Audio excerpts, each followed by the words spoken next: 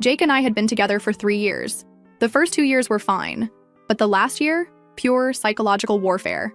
He started checking my phone, questioning where I was going, who I was talking to. He'd get irrationally jealous if male coworkers texted me about work stuff. He'd make jokes about me being unfaithful in front of our friends. When I'd get upset, he'd say I was overreacting, and that guilty people get defensive. The worst part was, I never cheated. Not even close. I was completely faithful while he was projecting his own behavior onto me. It was Teresa who first caught him. She'd been my best friend since high school, basically like a sister. One night while Jake was at work, she came over after I mentioned another one of his wild accusations. I showed her texts where he was questioning why I got home 15 minutes late from grocery shopping and suggesting I was meeting someone. Teresa got this weird look on her face and showed me her phone. Jake's dating profile, active that very day. His bio even said he was single and looking for fun. Teresa confessed she'd suspected for weeks. A friend of hers had matched with him but recognized him as my boyfriend from pictures on my social media. Teresa had been gathering evidence before telling me because she wanted to make sure it wasn't just a misunderstanding. That night, we formulated a plan. Teresa would create a fake profile and try to match with him to see how far he'd go. Teresa matched with him within hours. He didn't even hesitate. Their chats were vile. He told her he was single, complained about his psycho ex, me, who he was trying to break up with, but who wouldn't take the hint. When Teresa asked why he didn't just end it, he wrote, "She pays half the rent and does all the cooking and cleaning. Why give that up until I find something better?" He started sending her screenshots of conversations with other girls he was seeing. In these chats, they would make fun of me. He called me the most hideous creature and something so repulsive to these women. There was a message from Jake saying, "I almost gag when she tries to kiss me." And some girl responded, "You're such a saint for putting up with her. I would have left ages ago." Jake wrote back, "It's complicated, but not for long, I promise." These were messages to multiple women, all while he was accusing me of cheating. All while I was cooking his favorite meals, doing his laundry, and trying desperately to prove my loyalty to him. I didn't confront him right away. Teresa and I decided we needed more than just evidence. We needed a plan. Not to get him back, but to absolutely destroy him. The next few weeks, I played the perfect girlfriend while Teresa continued chatting with him through the fake profile. I smiled when he kissed me goodbye in the mornings. I still cooked his meals and did his laundry. I even apologized when he accused me of flirting with the delivery guy who literally just handed me our food and left. All the while, I was plotting. One night, Jake came home late smelling like unfamiliar perfume. When I casually mentioned it, he got furious and said I was being paranoid and that maybe I should talk to someone about my insecurities. He said maybe I was depressed, that I hadn't been myself lately. I just smiled and apologized, all while mentally adding this to my list of reasons he deserved what was coming. I went through our finances. We had a joint account for bills, but Jake also had his own savings account that he was so proud of. He was always talking about how disciplined he was with money, how he was saving for our future. What a joke. Looking at our bank statements, I could see large withdrawals on nights he claimed he was working late. Expensive restaurants, hotel charges, gift shop purchases. That's when I knew exactly where to hit him. His ego and his wallet. I remembered my cousin Vicky. Everyone always said we looked similar, except she was the prettier version of me, thanks family. She had the same dark hair and eyes as me, but was taller with a better figure, as my mom would constantly remind me. She was a model in college and still turned heads everywhere. And she owed me a favor after I helped her through a really rough breakup last year. I called Vicky and Teresa for an emergency meeting and told them my full situation. Vicky was furious on my behalf. She said what Jake was doing was emotional abuse, not just cheating. And she was right. Teresa showed Vicky all the evidence she'd gathered, and Vicky couldn't believe someone could be so cruel while pretending to be the victim. By the end of our 3-hour conversation, I wasn't just angry. I was calculating. Cold. Ready. That night, as I watched Jake texting on his phone with that stupid little smirk on his face, probably telling some other woman how hideous I looked while accusing me of texting someone, I made my decision. I had my plan. Something that would make Jake regret every single word he ever said about me. Something that would hit him exactly where it would hurt the most. Teresa and Vicky were all in, and together we were about to teach him the lesson of a lifetime. First update. Our plan was like something out of a heist movie, except it was real and I was living it. We decided Vicky would accidentally run into Jake at his gym. He went to fitness club downtown every Tuesday and Thursday like clockwork, supposedly for training sessions, but now I suspected he was just trolling for women. Vicky got a guest pass through a friend who was a member. We studied Jake's routine. He always posted workout selfies with timestamps, what a predictable dumbass, and knew exactly when to position her on the treadmill next to his favorite bench press. The first day of Operation Takedown, Vicky wore these insane leggings that made even me do a double take. She texted me from the gym. Target acquired. He hasn't stopped staring since I walked in. What happened next was so predictable, it was almost boring. Jake accidentally bumped into her while getting a towel. Started a conversation about protein shakes or some bullshit. Asked for her number to share workout tips. By that evening, he was already texting her. I sat with Vicky on my couch reading every message, my stomach in knots. Teresa brought wine and takeout, insisting we needed fuel for the psychological warfare ahead. The texts were exactly what you'd expect. Compliments about how fit she looked, questions about whether she was single, suggestions they should grab a protein shake sometime. Here's the kicker. Jake had no idea Vicky was my cousin. We look similar, but not in an obvious way unless you're really paying attention. And Jake never really paid attention to me anymore. The plan was simple but devastating. Vicky would date him, get him completely hooked, make him spend obscene amounts of money on her, and then eventually we'd reveal everything. Meanwhile, I'd continue playing the unsuspecting girlfriend while secretly enjoying watching him dig his own grave financially and emotionally. Vicky and Jake had their first date 3 days later. He told me he had a work event that night. I kissed him goodbye, told him to have fun, and then immediately drove to Teresa's apartment where we tracked the whole evening through Vicky's play-by-play texts. He took her to this ridiculously expensive restaurant he'd never taken me to, despite my hints about wanting to go there for our anniversary. Vicky said he ordered the priciest wine on the menu, bragged about his important job and his savings account. He even had the nerve to mention he was practically single and wrapping up a dead-end relationship. When Vicky sent us a bathroom selfie from the restaurant, I almost threw up.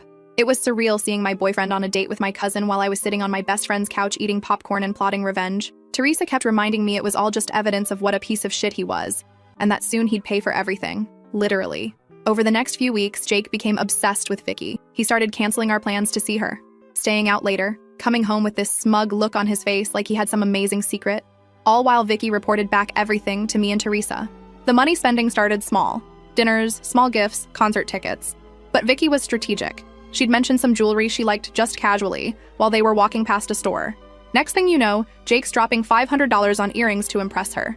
She'd talk about a weekend getaway spot she'd always wanted to visit, and suddenly Jake was booking hotels and making plans. The best part? Vicky would accidentally leave these gifts at his place claiming she didn't want to lose them, but really so he couldn't ask for them back later. Then she'd bring them straight to me. I now had a collection of expensive jewelry, designer bags, and even a fucking watch he bought her, all purchased with money he claimed he was saving for our future. As for the trips and experiences, Vicky had a system. She'd get Jake to book everything on his credit card. Then she'd find some excuse for why she needed cash for her half, which he'd immediately refuse because he was trying to impress her. Then after the weekend, she'd Venmo me her fun money from Jake's cash. Sometimes I'd use it for myself, but mostly I'd split it with Teresa and Vicky for what we called our revenge fund. We were building quite the nest egg. One weekend, Jake told me he had a business conference in a beach town 2 hours away. What he actually had was a romantic weekend with Vicky at a luxury resort. Vicky somehow convinced him she needed $800 in spending money for spa treatments and shopping. He handed it over without question. That money funded my spa day with Teresa at a local place while he was gone. We got the works, massages, facials, mani-pedis, all on Jake's dime. We even posted pictures, knowing Jake never looked at my social media anymore. The whole time, Jake was getting bolder with his lies to me. He started working late 4 nights a week, had business trips on weekends. Once he even claimed his mom was sick so he could take Vicky to a wine country resort. His mom called me that same weekend to ask if we wanted to come over for dinner. I made up some excuse about Jake having food poisoning. Keeping up my end of the charade was exhausting. I had to pretend everything was normal, had to keep cooking his meals, doing his laundry, smiling when he kissed me with the same fucking lips he'd been using on my cousin. Things got more complicated when Jake started telling Vicky about his horrible girlfriend, meaning me. Vicky would record their conversations, legal in our state with one-party consent, and send them to me. Hearing him call me desperate and clingy and totally oblivious made me want to burn his entire life to the ground. The worst was when he told Vicky he couldn't wait to be done with the dead weight, and that the only reason he hadn't broken up with me yet was because it's just so convenient having someone split the bills and do all the household shit. He literally called me his Roomba that also pays rent. When I heard that recording, I smashed a glass against the wall when Jake wasn't home. Teresa had to come over and help me clean it up before he got back. But even through the pain, the benefits of our scheme were starting to pile up. Vicky convinced Jake to buy her a new iPhone. Because hers kept dying, she immediately gave it to me since my screen was cracked. She got him to buy designer shoes in her size, which was actually my size. She even managed to get him to pay for a weekend yoga retreat that she never attended.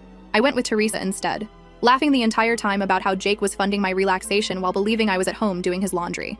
Around the 2-month mark, Vicky started phase 2 of our plan. She began talking about how stressed she was at work, how she needed a real vacation. She strategically mentioned places she'd always wanted to visit. Coincidentally, places I had mentioned wanting to go. One night while on a date with Jake, she broke down in fake tears about how she'd never been able to afford a real vacation. Jake, trying to be the hero, immediately offered to help. Before the night was over, he'd booked a weekend trip to this amazing mountain resort about 3 hours away. All expenses paid. Here's where it got interesting. The day before the trip, Vicky called Jake sobbing. Her grandmother was in the hospital and she couldn't possibly go away that weekend. Jake was devastated, especially since the reservation was non-refundable. Vicky, being the thoughtful person she is, suggested he take the trip anyway since he'd been working so hard. Jake reluctantly agreed.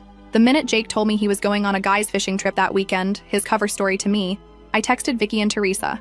The plan was in motion. Vicky had already secretly given me the reservation details. As soon as Jake left for work the next morning, I packed my bags, picked up Teresa, and we drove to the exact resort Jake had booked for his weekend with Vicky. We checked in using the reservation Jake had paid for. The front desk didn't even blink when I gave them my ID. The reservation was under Jake's name but didn't specify guest names. We spent the entire weekend in luxury. Spa treatments, gourmet meals, hiking with a private guide, all courtesy of Jake's credit card. We even ordered room service and charged it to the room. Meanwhile, Jake was texting Vicky about how disappointed he was, but how he was making the best of it on his fishing trip with imaginary friends. We took so many pictures that weekend, being careful not to post them anywhere Jake might see. Those photos went into what we called our evidence locker, the folder we'd eventually use to show Jake just how thoroughly he'd been played. When I got home Sunday night, Jake was already there telling me about all the huge fish he and his buddies caught. I nodded and asked questions, acting interested while secretly replaying the memory of soaking in a hot tub with a glass of expensive champagne he had paid for. The pattern continued for another month. One of my favorite scams was the birthday present scheme. Vicky mentioned her best friend's birthday was coming up, and she wanted to get her something special but was short on cash. Jake immediately offered to help. He ended up buying an expensive designer bag that Vicky had picked out, which she promptly gave to me for my birthday, which was actually the following week. I carried that bag everywhere, including on dates with Jake. He complimented it once, saying it looked expensive. I just smiled and said Teresa had gotten it for me. Technically not a lie. His savings account was dwindling, and he'd started complaining to me about unexpected expenses at work and how we might need to tighten our belts for a while. The audacity. Meanwhile, things between Jake and Vicky were getting more serious from his perspective. He started talking about introducing her to his friends, maybe even his family. Vicky skillfully deflected, always keeping him at that perfect distance, close enough to keep spending money on her, but not so close that their relationship would move forward in any meaningful way. What Jake didn't know was that we were building up to something big. Vicky had started planting seeds about a luxury vacation she'd always dreamed of taking, some tropical resort with private bungalows over the water, places where rooms cost like $1,000 a night. Jake predictably took the bait, started looking at options, trying to figure out how to afford it. That's when we discovered he'd been moving money from our joint account into his private one to fund his double life, money that was supposed to be for our bills, our future. He'd been stealing from me to romance my cousin. Finding those transfers was like being punched in the stomach all over again, but it also made me more determined than ever to finish this. As the third month of our scheme came to a close, Jake was planning this extravagant vacation, draining his savings account for deposits and buying new luggage and ridiculous tropical outfits.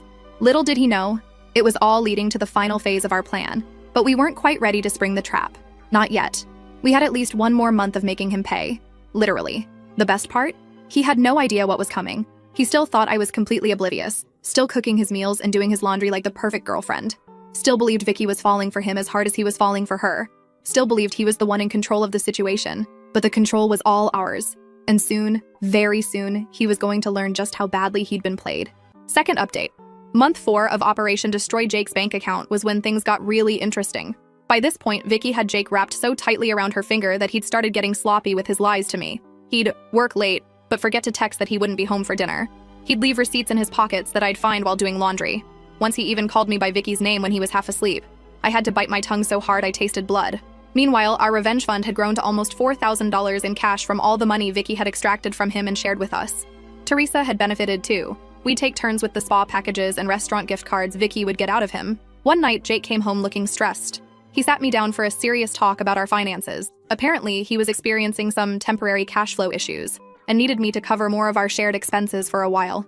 Could I possibly pay the full rent next month instead of just my half? And maybe handle the utilities too? He promised he'd pay me back once his work bonus came through. I almost lost it right there. This asshole was spending thousands on my cousin while asking me to cover his basic living expenses. But I kept my cool, nodded sympathetically, and agreed to help out. What choice did his oblivious girlfriend have? As soon as he left the room, I texted Vicky and Teresa. Phase. Escalation starts now. The next day, Vicky called Jake in tears. Her car had broken down and she needed $600 for repairs ASAP. Jake, despite having just told me he was broke, somehow found the money within hours. Vicky took the cash, thanked him profusely, and then split it with me and Teresa. We went shopping while her perfectly functional car sat in my apartment complex's guest parking. But the real goldmine was the tropical vacation planning. Vicky had convinced Jake to book this ridiculously expensive resort in Bora Bora. Jake was struggling to come up with the money, but Vicky kept sending him pictures of the place, talking about how it would be the most romantic week of their lives. I watched from the shadows as Jake started selling things to fund this trip. His prized vintage guitar collection that he'd never let me even touch sold on eBay. The expensive watch his grandfather left him? Pawned. His crypto investments he was so proud of? Liquidated at a loss. All while telling me we needed to cut back on luxuries like my fucking morning coffee and Netflix subscription. One night while Jake was in the shower, I checked his phone and saw he'd taken out a personal loan for $15,000. The absolute madness. Going into debt for a woman he'd known for less than 4 months, while telling his girlfriend of 3 years that we needed to economize. While all this was happening, I was quietly preparing my exit strategy. I'd found a new apartment with Teresa's help, affordable and with good security. I'd been moving my important documents and sentimental items there little by little. I'd started redirecting my mail to a P.O. box. I'd even opened a new bank account at a different bank where Jake had no connections. The stress of maintaining the charade was getting to me, though. Playing the supportive, oblivious girlfriend while watching Jake destroy his finances for another woman, even if that woman was my cousin working on my behalf, was exhausting. Some nights I'd lie awake next to him, fighting the urge to scream in his face about what a pathetic, disloyal piece of shit he was. Teresa noticed I was struggling and suggested we treat ourselves to a mental health day, using some of our revenge fund money. We booked a day at this amazing hot springs resort, about an hour outside the city. The irony? It was a place Jake had once promised to take me for our anniversary, but claimed we couldn't afford. The day at the hot springs was exactly what I needed. Soaking in the mineral pools, getting massages, drinking champagne at 11 a.m., all while knowing Jake was at work, stressed about money, completely unaware that he was funding my relaxation. It felt like poetic justice. When I got home that evening, Jake was already there, which was unusual. He looked nervous, pacing around the living room. My heart dropped. Had he somehow found out about our scheme? But no, it was something else entirely. He sat me down and told me he'd been doing some serious thinking about our relationship. This was it. He was going to break up with me. After all these months of cheating and lying, he was finally going to end things so he could be with Vicky openly. I prepared my fake surprise face, already mentally rehearsing how I'd call Vicky and Teresa the minute he left to tell them we needed to accelerate our timeline. But that's not what happened at all. Instead, this delusional asshole got down on one knee and pulled out a ring box. A fucking engagement ring. He started saying how he'd been distant lately because he was working through some personal issues, but had realized I was the one he wanted to spend his life with. That sometimes people don't appreciate what they have until they almost lose it. That he wanted us to start fresh. I was literally speechless. This was his plan? To lock me down with an engagement while continuing to see Vicky on the side? Or was he planning to break things off with her? Either way, it was the most pathetic, desperate move I could imagine. The ring was tiny. Nothing like what he'd once promised he'd get me someday. Clearly his finances were in worse shape than I'd thought. I stood there frozen, my mind racing through options. If I said yes, it would buy me more time to extract maximum revenge. If I said no, the game would be over too soon. I did what any self-respecting woman in my position would do. I burst into tears, not entirely fake, they were tears of rage, and told him I needed time to think, that his distant behavior had hurt me deeply and I wasn't sure if we could fix things. That I loved him, but needed space to consider his proposal. Jake was crushed but tried to hide it. He said he understood that he'd give me all the time I needed. He even suggested I go stay with my parents for a few days to clear my head. I almost laughed out loud. He was trying to get me out of the apartment so he could have Vicky over. I pretended to agree, packed a bag, and went straight to Teresa's place. The minute I arrived, I called Vicky and filled her in on this insane new development. She couldn't believe it either. What kind of psychopath proposes to one woman while actively planning an expensive romantic vacation with another? We decided to use this new situation to our advantage. Vicky would act especially needy and demanding in the coming days, really pushing Jake to his financial limits. Meanwhile, I'd string him along about the proposal, asking for time and space while actually using that time to finalize my escape plan. Over the next week, I stayed at Teresa's but maintained daily contact with Jake. I text him things like, "still thinking," and "need more time," while he responded with increasingly desperate messages about how much he loved me and how he'd do anything to make our relationship work. 10 days after the proposal, Jake called me sounding stressed. He needed to talk to me about something important. In person. My heart raced. Had he somehow figured out our scheme? I agreed to meet him at a coffee shop the next day, then immediately called Vicky and Teresa for an emergency strategy session. We decided I'd wear a tiny microphone. Teresa had one from her journalism days, so they could listen from Teresa's car parked nearby. If things went south, they'd be right there to intervene. We also prepared a cover story in case Jake had somehow discovered what we were doing. What Jake wanted to talk about wasn't our scheme at all. It was money. He confessed he'd made some bad financial decisions recently and was in serious trouble. He'd maxed out his credit cards, taken out loans, and even borrowed from friends. He needed my help to get back on track. Specifically, he wanted me to take out a loan in my name to consolidate his debts. He promised he'd pay it back, that it would only be temporary. He even suggested it could be the first step in our life together, proving we were a team who helped each other through tough times. I sat there stunned at the audacity. This man had spent thousands on another woman, lied to my face for months, and now wanted me to go into debt to solve his financial problems he'd created by trying to impress my cousin? It took everything in me not to throw my hot coffee in his face. Instead, I told him I needed to think about it, that it was a big decision, that I was still processing his proposal, and this added a whole new complication. I could see the desperation in his eyes as I left, promising to let him know soon. The minute I got back to Teresa's car, we all burst out laughing. The sheer nerve of this man was almost impressive. Vicky immediately started planning the next phase. She would tell Jake she'd gotten an unexpected bonus at work and could now contribute significantly to their vacation. All he needed to do was complete the bookings and she'd reimburse him for her share.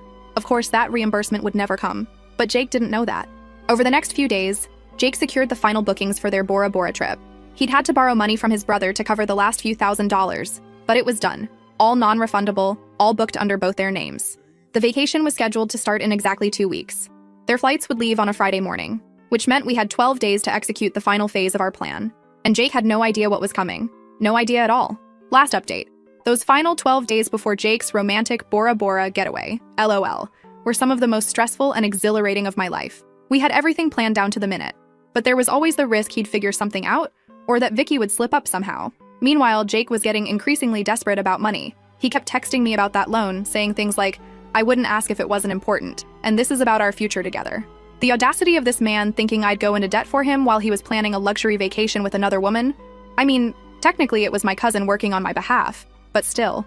I finally agreed to meet him for dinner to discuss our relationship and the loan situation. I chose this mid-range restaurant where we'd had our first date, partly for the symbolism and partly because I knew he couldn't afford anything fancier at this point.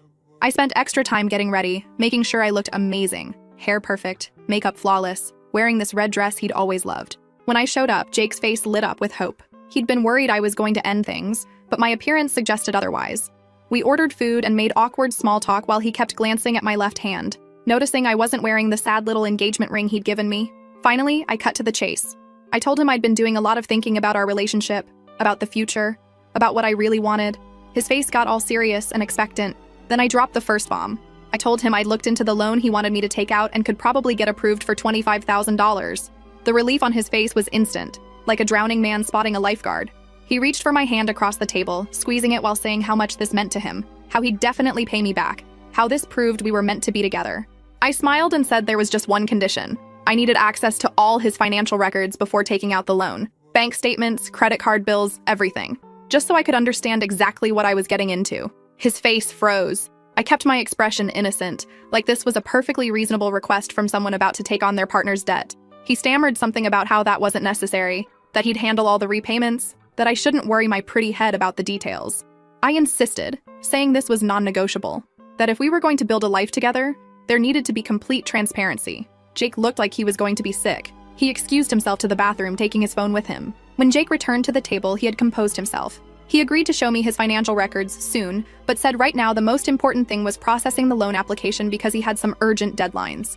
I nodded sympathetically while mentally adding this to the mountain of evidence of what a manipulative ass he was. I told him I'd go to the bank on Monday, this was Friday evening, to start the application process. His relief was palpable. Little did he know I had zero intention of getting him a penny. Over the weekend, Jake was extra attentive and loving, bringing me coffee in bed, suggesting we watch my favorite movies, even cleaning the apartment without being asked. All while texting Vicky constantly about their upcoming trip, which was now just 9 days away. Monday morning came, and I told Jake I had an appointment at the bank. I dressed in my most professional outfit and left the apartment while he wished me luck. Where I actually went was to meet Teresa and Vicky at our new favorite coffee shop to finalize the details of our plan. When I got home that evening, Jake was waiting expectantly. I told him the bank needed more time to review my application, but that things looked positive. He tried to hide his disappointment and stress, but I could see his hands shaking slightly as he hugged me. 4 days before the trip, Vicky played her MasterCard. She called Jake crying, saying her grandmother had just been hospitalized and she might need to fly home to see her instead of going to Bora Bora. Jake panicked, started offering solutions. Could they postpone the trip? No, non-refundable. Could her grandmother wait? She was shocked he would suggest that. What if he went with her to see grandmother instead? No, family only during health crises. After letting him stew for 24 hours, Vicky called back with good news. Grandmother was stable and the doctor said there was no need for immediate concern. The Bora Bora trip could proceed as planned. Jake was so relieved he actually sent her flowers as a feel-better gift for grandmother. Flowers that were delivered to my new apartment, where Vicky was actually staying half the time now as we prepared for the final phase. 2 days before the trip, Jake was a complete mess. The bank, aka me, still hadn't approved the loan he desperately needed. He was trying to pack for Bora Bora while hiding his suitcase in the closet whenever I was home. He was juggling texts between me and Vicky, trying to keep both relationships afloat. It was almost sad how pathetic he'd become. Almost. The night before the big trip, I told Jake I needed to talk to him about something important. His face went pale. He probably thought it was about the engagement or the loan. Instead, I told him I was going to stay with Teresa for a few days because I needed space to think about our future. His relief was visible. This solved his problem of how to leave for the airport without me asking questions. What Jake didn't know was that while he was at work the previous day, I'd already moved most of my remaining belongings to my new apartment. All that was left were some clothes and toiletries I could easily fit in one suitcase, which I packed while he was in the shower. As I was about to leave, Jake hugged me tightly and said he hoped I'd have an answer about our future when he got back from his business trip on Sunday. The fact that he could lie to my face so convincingly after 3 years together still astounded me. The moment I closed the apartment door, our final countdown began. Operation Complete Destruction was officially underway. I went straight to Teresa's place where Vicky was waiting. We ordered pizza, opened champagne, and went over our plan one last time. Tomorrow morning, Jake would head to the airport thinking he was about to have the romantic getaway of a lifetime with his gorgeous secret girlfriend. Instead, he was about to have the worst day of his life. We barely slept that night, too wired with anticipation. At 6 a.m., Vicky texted Jake, "Good morning, so excited for today. Can't wait to see you at the airport."